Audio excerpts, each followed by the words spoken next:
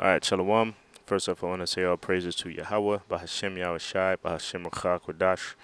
Double honors to our apostles and elders at GMS, and to the elect doing the work in sincerity and in truth. Shalawam. There's GMS precepts, Nazar Khud here, and I got a few articles here.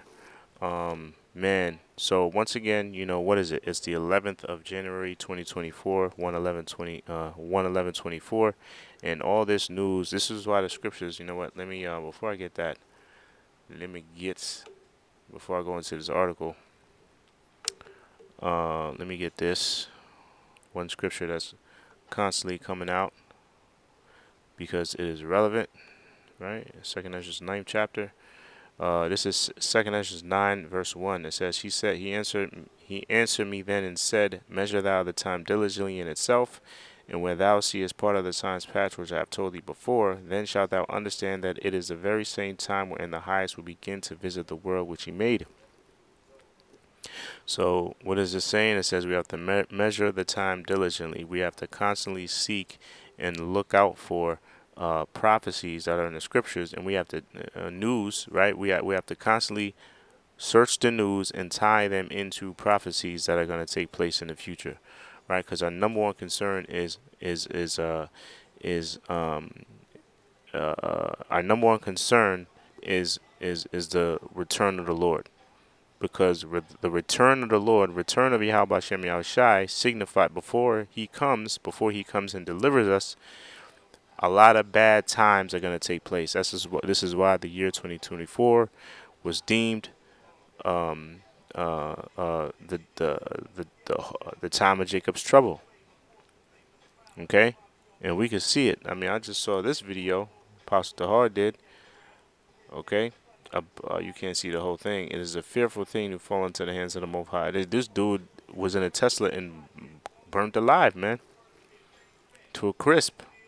Okay, we're living in a time of Jacob's trouble. Okay, the hopeful time of Jacob's trouble. Okay, but we have to measure thou the time diligently. And like I said, I got a few articles here. You know what? I just thought of another scripture, and I'll go to that article. Okay, Habakkuk the 2nd chapter, 2 verse 2, right? Habakkuk 2 and 2. And the Lord answered me and said, write the vision and make it plain upon tables, that he may run that readeth it. For the vision is yet for an appointed time, but at the end it shall speak and not lie. Though it tarry, wait for it, because it will surely come, it will not tarry. And what's not to tarry? That vision. What is the vision? The vision are the prophecies, right? The vision is yet for an appointed time. So right now, all the visions that we're speaking about, they're all coming to pass, man. They're speaking, right? It says, but at the end it shall speak. That also lets you know that we're at the end, because it says at the end it's going to speak and it's not going to lie. You see? So we're at the end now, man. The end, not the end of the world. There isn't going to be a big asteroid that's going to explode the whole world and everything is going to be done with. No, it's the end of an era, the end of an age. We're reaching the end of a rulership. This is going to be the last rulership that's going to be allowed to rule, because all nations, y'all had your chance. You see, the Most High was fair, but now we're approaching a time that the true rulers are going to be finally allowed to rule. That blessing going back to Abraham, okay, our forefathers, that promise of us being rulers and kings on the earth, that is finally going to take place now. We're approaching that time. But prior to that happening, we understand that it means the Lord is coming. Excuse me. Alarm here. We understand the Lord is going to come, but prior to the Lord coming, prior to Yahawashi coming, we understand that there's certain prophecies that have to take place first. In visions, and this is what I'm about to go into, Lord willing. I'm about to go into those visions, right? Where's the article I had? Right, Chia, right? This is one article. Argentina poised to surpass Venezuela with 200% inflaciones. You see, Argentina. Damn, I mean, that's a hell of a competition, right? Who has what nation or what country has the most inflation crisis? Argentina, and these niggas celebrating. I don't know what the fuck you so pumping your fists about. Argentina poised to surpass Venezuela with 200% inflation crisis. So we know what the end game is gonna be. We know what the end is gonna be. Whether the Esau they did it deliberately or they're joining in with the plan, we know the order out of chaos or Helian what is it? Helian dialectic. I forgot the specific name, but it's order out of chaos. We understand that the solution to this chaos is going to be the Schiff. You see, that's probably why he's pumping his fists because he knows the deal. You see,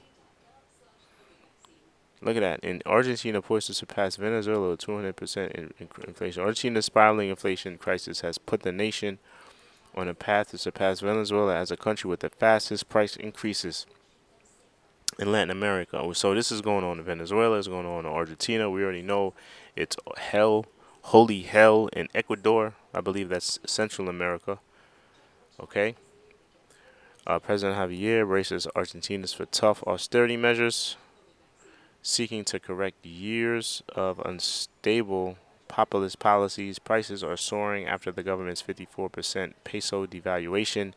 While estimates vary, almost all economists in Buenos Aires expect annual inflation to surpass 200% by December. Woo! Yo, yowzers. All right, so since I brought this out, let's scroll here. What's going on here? Okay, got a little graph here. Argentina sets to surpass Venezuela inflation. So this is, I guess, what is this date?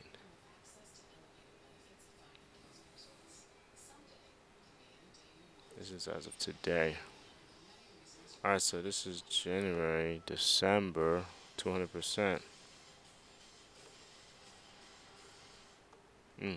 Okay, next. So since I went into this article, before I get this one, I get this article. Peter Schiff says 2024 could be horrible for the dollar, and we know, and why is that? We know because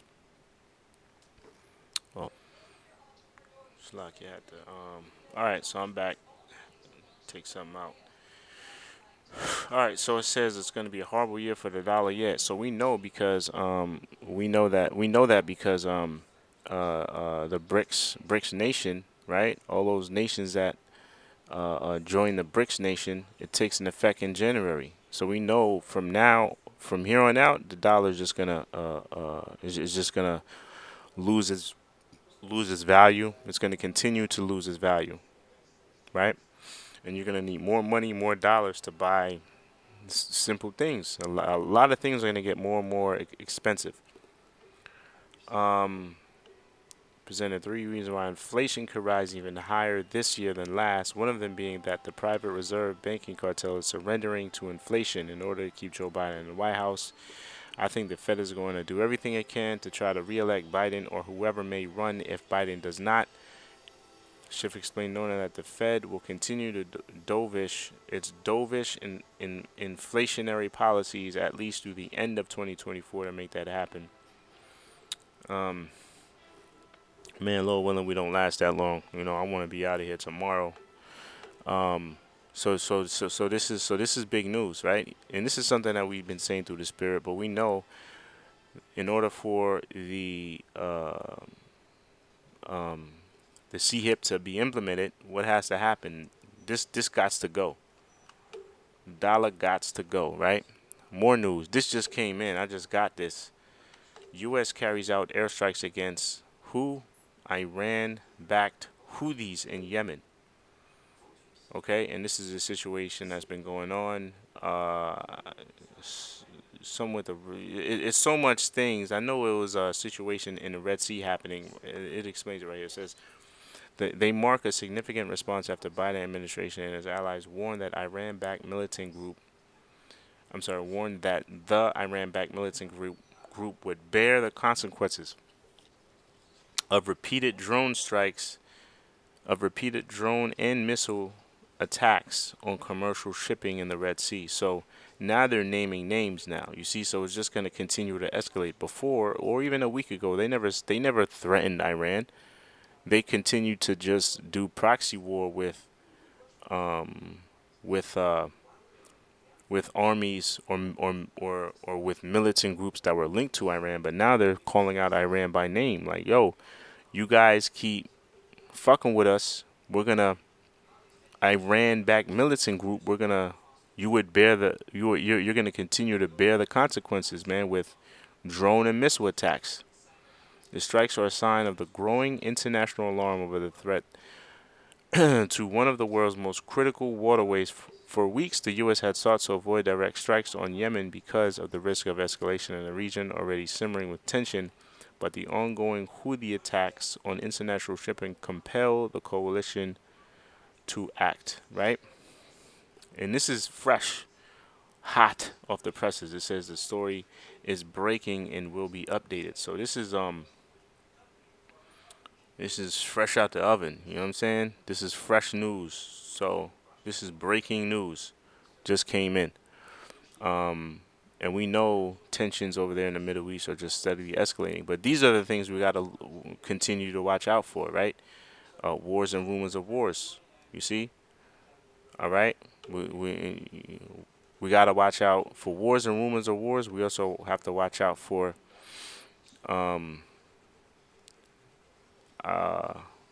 the economy. Oh, I got one more article here. This is from the People's Voice TV. I got this from the group chat I'm in, one of them. WEF holding urgent disease X table talk exercises. And they're saying it's going to be what? 20 times more casualties than the what? What? You see?